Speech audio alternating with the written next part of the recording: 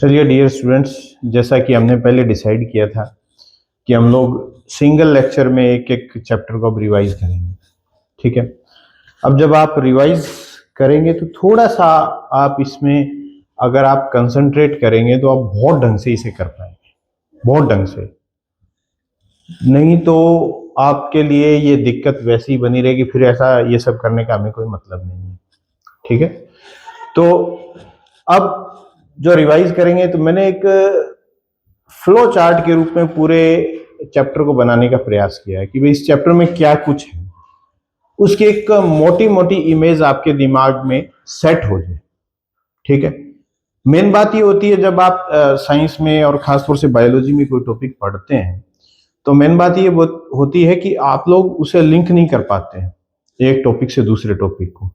एक टॉपिक से दूसरा टॉपिक निश्चित रूप से संबंधित होता है, और अगर आप अगर लिंक बिठा दें आप सही ढंग से तो आपको सही ढंग से याद रहेगा।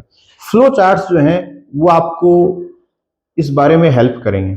ये हम जितने लेक्चर्स रिवाइज करेंगे, जितने भी चैप्टर्स रिवाइज करेंगे सिंगल लेक्चर्स के माध्यम से, तो उसमें कोशिश ये रहेगी कि फ्लो चार्ट्स के माध्यम से मैं आपको समझा दूं। अब जैसे फर्स्ट जो चैप्टर ले रहे हैं वो है sexual reproduction in flowering plants. ठीक है, तो पूरे फ्लो चार्ट की जो समरी है पहले आपके लिए यहां पर है कि स्टेजेस ऑफ सेक्सुअल रिप्रोडक्शन के रूप में इस पूरे चैप्टर के अंदर आप बड़े मोटे तौर पे अगर आप देखेंगे ना तो 3 पार्ट्स में इसे पढ़ेंगे। प्री फर्टिलाइजेशन इवेंट जो कि फर्टिलाइजेशन से पहले के हैं, फिर फर्टिलाइजेशन है, और लास्ट में क्या है, पोस्ट फर्टिलाइजेशन इवेंट जो इसके बाद में लास्ट में होने हैं। ठीक है, तो ये आप 3 मेन इवेंट्स आप पढ़ने वाले हैं, इसी के ऊपर सारी की सारी चीजें आपकी चलने वाली हैं। अगर आप प्री फर्टिलाइजेशन इवेंट्स में देखेंगे तो यहां जैसे सीधा ही गैमेटोजेनेसिस बताया और पॉलिनेशन बताया। तो गैमेटोजेनेसिस में है माइक्रोस्पोरोजेनेसिस, और इससे क्या बनता है, मेल गैमेटोफाइट, और मेगास्पोरोजेनेसिस, और इससे क्या बनता है, फीमेल गैमेटोफाइट। ठीक है, ये जो 2 बनेंगे ना तो इसमें क्या होता है, माइक्रोस्पोरोजेनेसिस में क्या है कि आप पोलन ग्रेन जहां बनते हैं, कहां बनते हैं बेटा, एंथर में या माइक्रोस्पोरेंजिया कह दीजिए, उसकी स्ट्रक्चर आपको पता होनी चाहिए।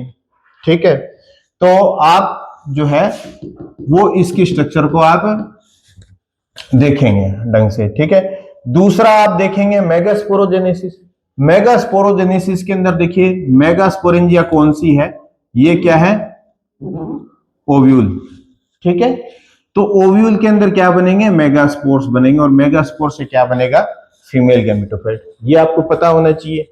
इसके बाद आप पढ़ेंगे फर्टिलाइजेशन आपने देखा है कि पोलन ट्यूब आती है और इस तरीके से ये फर्टिलाइजेशन करती है, और पोलन ट्यूब की ग्रोथ के बारे में आपने थोड़ा बहुत देखना है, और डबल फर्टिलाइजेशन ये काफी इंपॉर्टेंट है, सिनगेमी एंड ट्रिपल फ्यूजन। ठीक है, ये और पोस्ट फर्टिलाइजेशन इवेंट। उसके बाद देखिए एंडोस्पर्म कैसे बनता है, एम्ब्रियो कैसे बनता है, सीड फॉर्मेशन कैसे होती है, और फ्रूट फॉर्मेशन कैसे होती है, और फ्रूट के जो खासतौर से सीड के जो टाइप है मोनोकोट और डाइकोट, वो आपके सिलेबस में।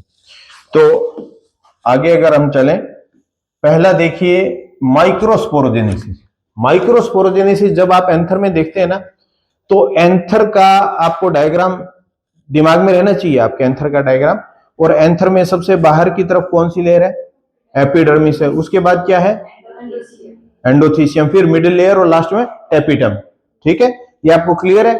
और टेपिटम के अंदर जो सर्कुलर पार्ट के अंदर है वो क्या है, वो आपका माइक्रोस्पोरोजेनस टिश्यू है। तो उसमें जो microsporangia with microspore mother cells, उस टिश्यू की प्रत्येक सेल क्या कहलाएगी, माइक्रोस्पोर मदर सेल। उसमें क्या होगा, मियोसिस, और मियोसिस से क्या बनेंगे, पोलन ग्रेन, वो भी कैसे बनेंगे, हैप्लॉइड। ठीक है, 1 से 4। तो कई बार आपके लिए क्वेश्चन भी आता है कि अगर 250 माइक्रोस्पोर मदर सेल्स हैं तो टोटल स्पोर्स कितने होंगे, 1000 होंगे। ठीक है, ये आपको क्लियर हो गया। ठीक है, पोलन ग्रेन बन गए। अब पोलन ग्रेन जब उससे निकलता है, डिस्पर्स होता है एंथर से, तो उससे पहले क्या हो जाता है, दो सेल्स बन जाते हैं। ठीक है, जेनरेटिव सेल और वेजिटेटिव सेल। कुछ किताबें वेजिटेटिव सेल को क्या लिखती हैं, ट्यूब सेल। ठीक है, तो ये आपको क्लियर है। इसके बाद देखिए मेगास्पोरोजेनेसिस, फीमेल गैमीट फॉर्मेशन। ये ओव्यूल है। ओव्यूल के अंदर क्या होगा, एक मेगास्पोर मदर सेल होगी, उससे 4 मेगास्पोर्स बनेंगे, 3 डीजेनरेट हो जाता है, एक फंक्शनल रहता है। आपको क्लियर है पहले से। और फंक्शनल मेगास्पोर के अंदर ये सब चलता है। देखिए बेटा, अगर आपको ढंग से याद हो तो ये क्या था, ये ओव्यूल, और ओव्यूल के अंदर क्या थे, जो मेगास्पोर बने थे, 1 2 3 डीजेनरेट हो गए, और ये जो स्पोर है ये फंक्शनल मेगास्पोर था। इसके अंदर क्या हुआ कि जो सिंगल था न्यूक्लियस, उसने कितने बना दिए थे, 8 न्यूक्लियस। तो ऊपर जो सबसे ऊपर है वो कौन सी सेल्स हैं, एंटीपोडल सेल्स है, ये एग सेल है, ये सिनर्जिड है। ठीक है, और ये बीच वाला क्या है, पोलर न्यूक्लियस।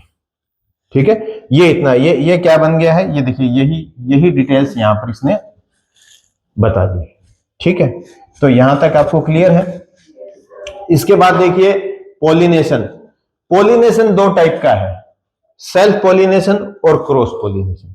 सेल्फ पोलिनेशन के अंदर क्या होता है, दो टाइप है, ऑटोगैमी और गिटेनोगैमी। ठीक है, ऑटोगैमी ऐसा है कि एक ही फ्लावर से, उसी एक जो है ना, मान लीजिए प्लांट है, उस पे जो फ्लावर है उसी के एंथर से पोलन निकल के उसके पास पहुंच रहा है, वो ऑटोगैमी है। और उसी फ्लावर, उसी प्लांट पे दूसरे फ्लावर से पहुंच रहा है, तो वो क्या है, गिटेनोगैमी। ठीक है, और जीनोगैमी क्या है, क्रॉस पोलिनेशन है, क्लियरली दूसरे प्लांट से आएगा। ये आपको क्लियर है। इसमें दो प्रकार के फ्लावर्स बताए हुए हैं, कैस्मोगैमस और क्लिस्टोगैमस। कैस्मोगैमस खुले होते हैं, क्लिस्टोगैमस बंद होते हैं। तो क्लिस्टोगैमस क्या है, 100% कंफर्म करता है कि सेल्फ पोलिनेशन ही होगा। ठीक है, इसके बाद देखते हैं एजेंट्स ऑफ पोलिनेशन। पोलिनेशन करने में कौन कौन सहायक होते हैं, बायोटिक एजेंट और एबायोटिक। बायोटिक एजेंट जो जीव है, ठीक है, बायोटिक एजेंट में क्या आएंगे, इंसेक्ट्स हैं, बर्ड्स हैं। तो देखिए इंसेक्ट्स के से जो पोलिनेशन होता है, परागण होता है, वो क्या कहलाता है, एंटोमोफिली। और जो बर्ड से होता है वो क्या कहलाता है, ऑर्निथोफिली। एबायोटिक के अंदर क्या होता है, विंड और वाटर है। विंड से जो होता है उसको एनिमोफिली कहते हैं, और जो वाटर से होता है वो हाइड्रोफिली कहते हैं। इसके कुछ एग्जांपल्स आपकी बुक में दिए हुए हैं, लेकिन आपको मोटे तौर पे यहां पर क्लियर हो जाएगा कि क्या चीजें हैं। ठीक है, इसके बाद आता है डबल फर्टिलाइजेशन। ये एंजियोस्पर्म के लिए यूनिक घटना है, डबल फर्टिलाइजेशन। इससे पहले नहीं है, मान जिम्नोस्पर्म इत्यादि में इनमें नहीं है।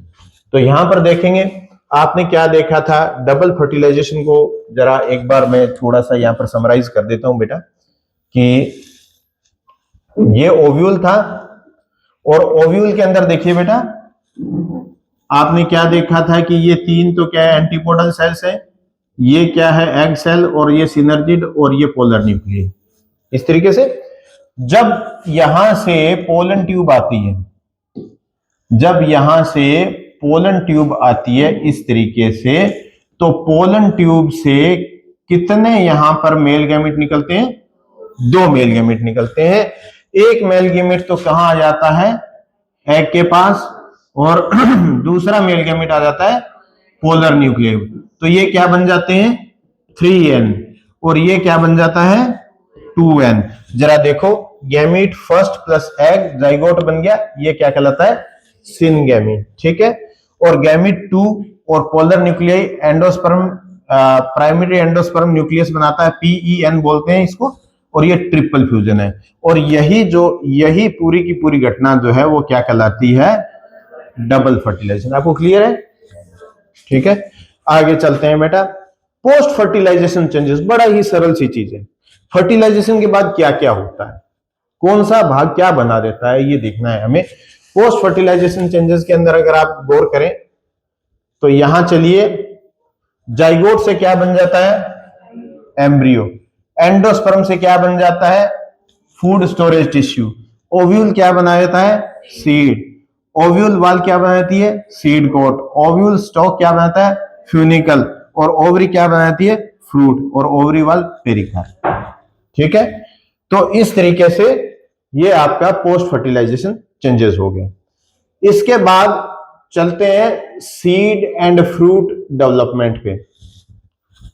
अब एक चीज मैं यहाँ पे आपको क्लियर कर देता हूं, जो कि आपको वैसे तो उस टाइम काफी अच्छे तरीके से बताई हुई है। जो जाइगोट है, ठीक है, ये डिवाइड होता है और ये बना देता है एक ग्लोबुलर एम्ब्रियो। ठीक है, कैसा एम्ब्रियो? Globular embryo. इसके बाद ये हार्ट शेप एम्ब्रियो बनाता है, ठीक है, और इसी दौरान यहां पर क्या बन जाता है? सस्पेंशन। ठीक है, हार्ट शेप के बाद एक टोरपीडो शेप एम्ब्रियो बनाता है, थोड़ा सा लंबा, और उसके बाद बनाता है कोटिलिडनरी। देखिए जरा इस तरीके से, ये कोटिलिडन हो गए, ये बीच में क्या हो गया? प्ल्यूमूल हो गया, और ये क्या हो गया? रेडिकल। ये रेडिकल है, ये प्ल्यूमूल है, और ये दो कोटिलिडन्स है। ये तो है एम्ब्रियो डेवलपमेंट, एम्ब्रियोजेनी, बिल्कुल सरल है। ठीक है, ये डाइकोट का है क्योंकि दो कोटिलिडन है। अगर सिंगल कोटिलिडन होगा तो इस तरीके से एक ही कोटिलिडन, ये क्या हो गया? प्ल्यूमूल, और ये क्या हो गया? रेडिकल। तो ये जो कहलाएगा, इसको कई बार स्कूटेलम भी कहते हैं, ये मोनोकोट का एम्ब्रियो हो गया। ठीक है, तो दोनों चीजें आपको यहीं से क्लियर हो गई। जरा यहां देखिए, अब सीड एंड फ्रूट डेवलपमेंट में देखिए, एम्ब्रियो में क्या है? प्ल्यूमूल है, रेडिकल है और कोटिलिडन, तीन ही चीज देखी थी हमने। ठीक है, सीड टाइप दो टाइप के हुए, मोनोकोट एक cotyledon, dicot dicotyledon.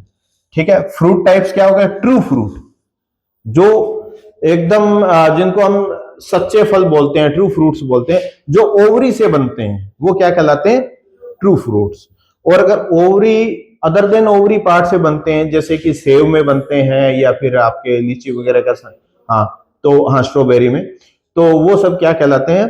False fruit. ठीक है, तो ये ट्रू फ्रूट और फॉल्स फ्रूट हो गए। अब इसके बाद एपोमिक्सिस और पॉलीएम्ब्रीनी है। एपोमिक्सिस क्या होता है बेटा? कई बार ये देखा गया है कि फर्टिलाइजेशन नहीं होता है, लेकिन फिर भी उसमें एम्ब्रियो फॉर्मेशन हो जाता है। तो यानी ड्यूरिंग सेक्सुअल रिप्रोडक्शन, अब एम्ब्रियो भी बना है, लेकिन वो रिप्लेसमेंट हो गया, सेक्सुअल रिप्रोडक्शन का रिप्लेसमेंट हो गया एसेक्सुअल मेथड से, तो एम्ब्रियो बन गया। तो ऐसा अगर बन जाता है तो उसे हम क्या बोलेंगे? Apomixis, asexual seed formation without fertilization. सब कुछ बना है, ओव्यूल बना है, सब कुछ बना है, सेक्सुअल रिप्रोडक्शन के लगभग स्टेप्स फॉलो किए, लेकिन फाइनल स्टेप विदाउट फर्टिलाइजेशन कोई भी सेल जो है वो डिप्लॉइड सेल एम्ब्रियो बना देती है या हैप्लॉइड सेल एम्ब्रियो बना देती है, तो वो फिर क्या क्या कहलाता है? एपोमिक्सिस। ठीक है, आगे आप क्लासेस में इसका एक थोड़ा सा एडवांस स्वरूप और पढ़ेंगे, एपोगेमी। अच्छा, पॉली एम्ब्रियो क्या होता है? More than one embryo with in a seed, एक सीड में कई सारे एम्ब्रियो का पाया जाना। अभी किन्नू का सीजन आने वाला है, आप किन्नू का कोई भी सीड ले लेना, उसको डाइसेक्ट करेंगे, यहां डाइसेक्ट करके आपको दिखा दूंगा, 3 से 5 एम्ब्रियो उसमें मिलेंगे। ठीक है, यानी एक ही सीड में बहुत सारे एम्ब्रियो। तो पॉली एम्ब्रियोनी भी देखिए, आगे कई सारे टाइप्स होते हैं, लेकिन आप मान सकते हैं कि अगर एक ही जाइगोट से आगे एम्ब्रियो बनाया और उसके कई पार्ट हो गए हैं, तो एक कई सारे एम्ब्रियो हो जाएंगे, तो वो क्लीवेज पॉली एम्ब्रियोनी कहलाती है। ये आप एडवांस आप आगे की क्लासेस में पढ़ेंगे, लेकिन पॉली एम्ब्रियोनी अभी सिर्फ इतना समझिए, एक ही सीड में एक से ज्यादा एम्ब्रियो का होना क्या है? Poly embryony. ठीक है, अब आपको होमवर्क क्या करना है, जरा ये आपका होमवर्क है, इसको आप नोट कर लीजिए। ठीक है, और कल आपका ये होमवर्क फर्स्ट पीरियड में यहां पर आपकी कॉपी रखी हुई होनी चाहिए, मैं उसे चेक कर लूंगा ना, पीडीएफ शेयर नहीं करेंगे। ठीक है, अब ये देखो, पहला जो है देख लीजिए आप होमवर्क ध्यान से।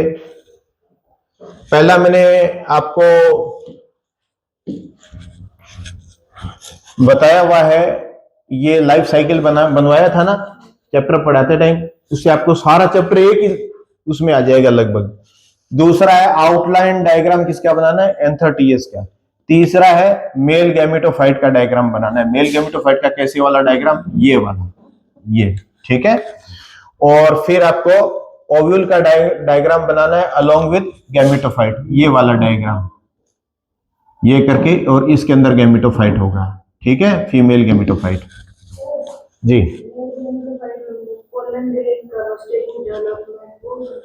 डेवलपमेंट स्टेजेस में क्या है, आपको पहले चाहो तो वो स्टेजेस बना देना, उल्टा वो ठीक हो जाएगा। ठीक है, फिर आएगा आपको आउटलाइन ऑफ एम्ब्रियोजेनी, अभी मैंने बताया था globular, heart shape, torpedo shape, वो वाला। ठीक है, उसके बाद आएगा LS monocot seed, LS dicot seed, अब एपोमिक्सिस और पॉली एम्ब्रियोनी की डेफिनेशन। तो ये आपका पहला चैप्टर मेरे ख्याल से हो गया पूरा। कोई दिक्कत बेटा, कोई भी पूछना?